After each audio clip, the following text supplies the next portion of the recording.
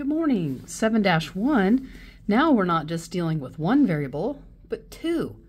And the two have a relationship, and we sometimes have to find that relationship. So the two variables are often called an independent variable, which is the input, and the dependent variable, which is the output. So a lot of times what we like to think of is the input goes in and something is happening to it. Something's happening, and then bloop comes the output. Okay, so if you can kind of think about that, it sort of helps a little bit. Okay, so if we consider the situation, at top speed, a cheetah can travel about 103 feet every second. The total distance traveled at top speed, t, is equal to 103 times the number of seconds. 103 times the number of seconds equals total distance traveled. So the independent variable is the number of seconds, and the dependent variable is the distance. Now here's kind of a way I like to think about it, and you'll hear me say this often, is the independent variable has stuff being done to it. Stuff done to. Stuff being done to it. And the dependent variable, no stuff. It's just out here by itself. All right, let's think about this situation. Suppose Jada earns $5 per hour for babysitting. The total amount she earns is equal to 5 times the number of hours. Well, which one of these variables is having stuff done to it? Yeah, the h, that makes it the independent variable, and d, the dependent variable. This value depends on what's happening to this h. So let's do some examples. A grocery store charges $2.50 per gallon of fruit punch. The total cost C of G gallons of fruit punch, C, is equal to 2.5 times G. And you'll see that here in the rule. Now this is called, we'd call this an input-output table. You might call it a chart. But input is what's going into the machine. Remember on the previous page we drew the little machine with the input and output? And then this is happening to that. And then coming out of it is the output, right? Dependent, independent, and then the machine. So in this case, we want to figure out the output or the total cost for these different numbers of gallons.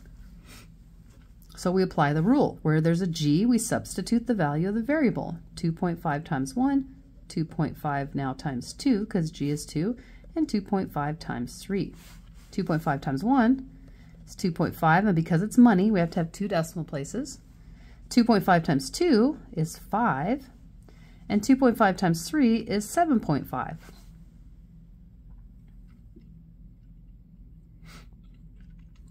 Apply the rule to the input, and you'll get the output. But the reverse is also true. So let's go down here to this page. Suppose it costs 25 cents to play one game at an arcade. The total cost of playing any number of games can be represented by the rule 0.25G, 0.25G, where G is the number of games played. You can use the table to find the independent variable. So now they've given us the cost, we know the rule, we need to find the input. This is where some of your algebra from last module work out. We know that 0.25G equals C. And we need to find the G that goes with it. We know the C, so they did the first one, we're not going to do that, but we know the C is $3, so we'll substitute that value. And now how do we solve for G? Well, what's happening to the G is it's being multiplied by 0.25. So we've got to divide both sides by 0.25. Which is probably 12, but let's double check. 3 divided by 0.25 is 12. So in this case, G is 12 because 0.25 times 12 is 3. And that would make the number of games played 12. And the same would be true if we needed to solve this one. 0.25G equals 4.25. We divide both sides by 0.25 and we get G equals, any guesses? 17. 4.5 divide 0.25. Oh, 18. Oh, not 4.5, my bad. 4.25 divide 0.25, sorry, 17. So in this case, G was 17. Okay, putting your algebra skills together.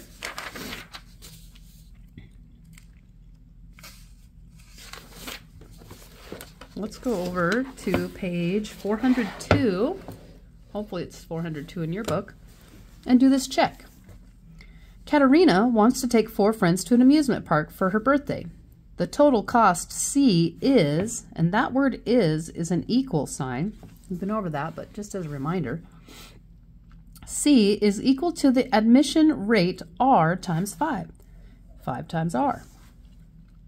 If she can spend no more than $150 on admission tickets, which amusement park can they visit? Which means $150 needs to be in the most. And here's your rates.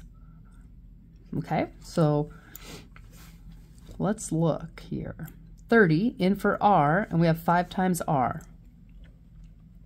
And this will tell us amusement park A. Well, 5 times 30 is 150. Could she go to amusement park A?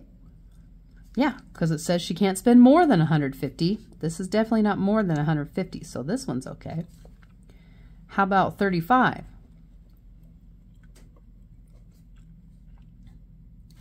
5 times 35, I think, is going to be 175. 5 times 35, 175.